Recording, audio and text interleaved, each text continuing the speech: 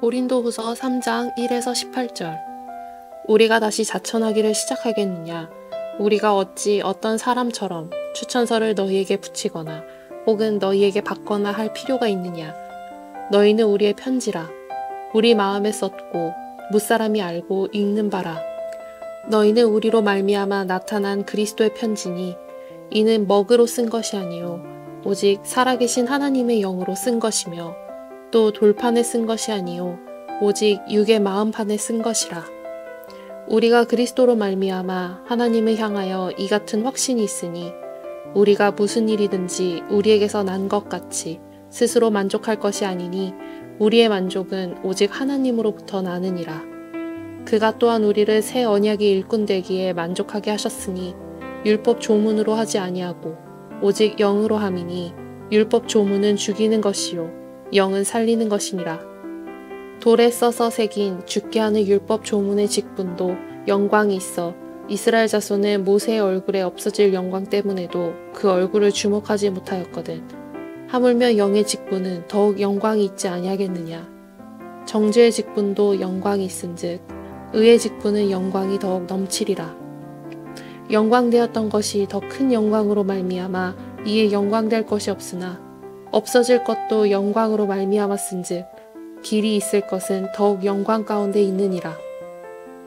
우리가 이 같은 소망이 있으므로 담대히 말하노니 우리는 모세가 이스라엘 자손들에게 장차 없어질 것의 결국을 주목하지 못하게 하려고 수건을 그 얼굴에 쓴 것 같이 아니하노라. 그러나 그들의 마음이 완고하여 오늘까지도 구약을 읽을 때에 그 수건이 벗겨지지 아니하고 있으니 그 수건은 그리스도 안에서 없어질 것이라. 오늘까지 모세의 글을 읽을 때에 수건이 그 마음을 덮었도다. 그러나 언제든지 주께로 돌아가면 그 수건이 벗겨지리라. 주는 영이시니 주의 영이 계신 곳에는 자유가 있느니라. 우리가 다 수건을 벗은 얼굴로 거울을 보는 것 같이 주의 영광을 보매 그와 같은 형상으로 변화하여 영광에서 영광에 이르니 곧 주의 영으로 말미암음이니라.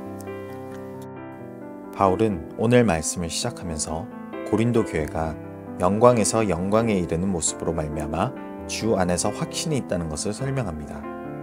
이 당시 서신서의 힘을 싣기 위하여 추천서를 통하여 입증하는 것이 풍습이었습니다. 그러나 사도로서 바울을 입증하는 것은 다른 것이 아니라 바울이 복음을 전함으로 말미암아 고린도 교회가 더욱 그리스도를 닮아가는 모습이라는 것입니다. 바울이 그들을 성장시킨 것이 아닙니다. 바울은 오직 복음의 씨앗을 심은 자였습니다. 복음의 열매를 맺도록 하신 분, 변화를 일으키신 분은 하나님이신 것입니다. 고린도전서 3장 6절을 보면 나는 심었고 아볼로는 물을 주었으되 오직 하나님께서 자라나게 하셨나니. 바울은 성경적 근거를 통하여 어떻게 하나님의 영으로 말미암아 변화를 입게 되는지를 설명합니다. 구약에서 기록된 모세의 때에 하나님의 영이 완전하지 못한 모습으로 모세를 통하여 나타났습니다. 일시적인 방법으로 하나님의 영광을 나타내었음에도 모세의 얼굴을 가려야만 했습니다.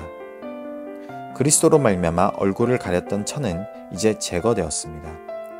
하나님의 영광이 그의 영으로 말미암아 이제는 신부가 되는 교회에게 더욱 나타나게 되는 것입니다.